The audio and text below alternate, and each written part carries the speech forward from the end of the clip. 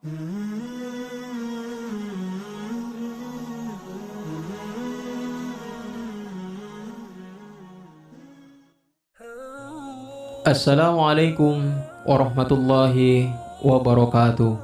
Bismillahirrahmanirrahim. Pertama-tama marilah kita panjatkan puji syukur kehadirat Allah Subhanahu wa Ta'ala yang telah memberikan kita nikmat yang sebegitu luar biasa, yakni nikmat iman dan Islam. Dan tidak lupa sholawat beserta salam semoga terlimpah curahkan kepada Nabi besar kita, Nabi Muhammad sallallahu alaihi wasallam, kepada keluarganya, para sahabatnya, pengikutnya, dan kepada kita sekalian. Pada masa Rasulullah sallallahu alaihi wasallam terdapat seorang sahabat bernama Abu Dujana. Setiap usai menjalankan ibadah sholat berjamaah subuh bersama baginda Nabi Muhammad sallallahu alaihi wasallam, Abu Dujana selalu tidak sabar. Ia terburu-buru pulang tanpa menunggu pembacaan doa yang dipanjatkan Rasulullah sallallahu alaihi wasallam sampai selesai. Ada satu kesempatan Rasulullah sallallahu alaihi wasallam mencoba meminta klarifikasi pada pria tersebut. "Wahai, apakah kamu ini tidak punya permintaan yang perlu kamu sampaikan pada Allah Subhanahu wa Ta'ala sehingga kamu tidak pernah menungguku selesai berdoa? Kenapa kamu berburu-buru pulang begitu? Ada apa?" tanya Nabi Muhammad sallallahu alaihi wasallam. Kemudian Abu Dujanah menjawab, "Anu Rasulullah, kami punya satu alasan." "Apa alasanmu? Coba kamu utarakan perintah baginda Nabi Muhammad sallallahu alaihi wasallam." "Begini," kata Abu Dujanah memulai menguraikan jawabannya, "rumah kami berdampingan persis dengan rumah seorang laki-laki. Nah, di atas pekarangan rumah milik tetangga kami ini terdapat satu pohon kurma menjulang. Dahannya menjatuhi ke rumah kami sehingga kali ada angin bertiup di malam hari, kurma-kurma tetanggaku tersebut saling berjatuhan, mendarat di rumah kami. Ya Rasulullah, kami keluarga orang yang tak berpunya. Anakku sering kelaparan, kurang makan. Saat anak-anak kami bangun, apapun yang didapat mereka makan. Oleh karena itu, setelah selesai sholat, kami bergegas segera pulang sebelum anak-anak kami tersebut terbangun dari tidurnya. Kami kumpulkan kurma-kurma milik tetangga kami tersebut yang berceceran di rumah, lalu kami haturkan kepada pemiliknya. Pada suatu saat kami agak terlambat pulang.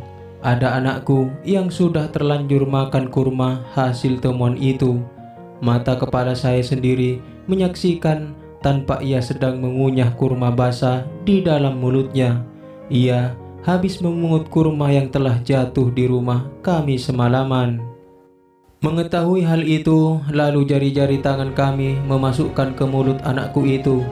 Kami keluarkan apapun yang ada di sana. Kami katakan, "Wahai anakku, janganlah kau permalukan ayahmu ini di akhirat kelak." Anakku menangis. Kedua pasang kelopak matanya mengalirkan air mata karena sangat kelaparan. "Wahai baginda Nabi," kami katakan kembali kepada anakku itu, "hingga nyawamu lepas pun aku tidak akan rela meninggalkan harta haram dalam perutmu itu. Seluruh isi perut yang haram itu akan aku keluarkan dan akan aku kembalikan bersama kurma-kurma yang lain kepada pemiliknya yang berhak." Pandangan penglihatan Rasulullah sallallahu alaihi wasallam sontak berkaca-kaca. Lalu butiran air mata mulianya berderai begitu deras. Baginda Rasulullah Muhammad sallallahu alaihi wasallam mencoba mencari tahu siapa sebenarnya pemilik pohon kurma yang dimaksud Abu Dujana dalam kisah yang ia sampaikan yang tadi. Kemudian Abu Dujanah pun kembali menjelaskan, pohon kurma tersebut adalah milik seorang laki-laki munafik. Tanpa basa-basi lagi, baginda Nabi Muhammad sallallahu alaihi wasallam mengundang pemilik pohon kurma itu. Rasulullah lalu mengatakan, "Bisakah tidak jika aku meminta kamu menjual pohon kurma yang kamu miliki itu. Aku akan membelinya dengan 10 kali lipat dari pohon kurma itu sendiri. Pohonnya terbuat dari batu zamrud berwarna biru, disirami dengan emas merah, tangkainya dari mutiara putih. Di situ tersedia bidadari yang cantik jelita sesuai dengan hitungan buah kurma yang ada. Begitu tawar Rasulullah Shallallahu Alaihi Wasallam. Pria yang dikenal sebagai orang munafik ini lantas menjawab dengan tegas, "Saya tak pernah berdagang dengan memakai sistem jatuh tempo. Saya tidak mau menjual apapun kecuali dengan uang kontan dan tidak pakai janji kapan-kapan." Kemudian tiba-tiba Sayyidina Abu Bakar As-Siddiq radhiyallahu anhu datang lantas berkata, "Ya sudah, aku beli dengan 10 kali lipat dari tumbuhan kurma milik Pak Fulan yang varietasnya tidak ada di kota ini ataupun lebih bagus jenisnya." Si munafik pun berkata kegirangan, "Ya sudah, aku jual." Kemudian Sayyidina Abu Bakar menyaut, "Bagus, aku beli." Setelah sepakat, Sayyidina Abu Bakar menyerahkan pohon kurma kepada Abu Dujanah seketika. Rasulullah Shallallahu Alaihi Wasallam kemudian bersabda, "Wahai Abu Bakar, aku yang menanggung gantinya untukmu." Mendengar sabda Nabi ini, Abu Bakar bergembira bukan main. Begitu pula Abu Dujanah. Sedangkan si munafik berlalu, ia berjalan mendatangi istrinya, lalu mengisahkan kisah yang baru saja terjadi. "Aku telah mendapat untung banyak hari ini. Aku dapat 10 pohon kurma yang lebih bagus. Padahal kurma yang aku jual itu masih tetap berada di pekarangan rumahku. Aku tetap yang akan memakannya lebih dahulu dan buah-buahnya pun tidak akan pernah aku berikan kepada tetangga kita itu sedikit pun."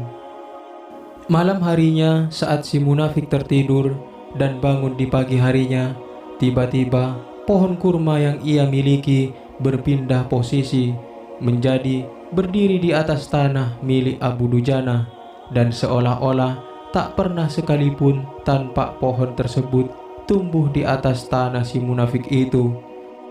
Tempat asal pohon itu tumbuh rata dengan tanah, ia keheranan tiada tara.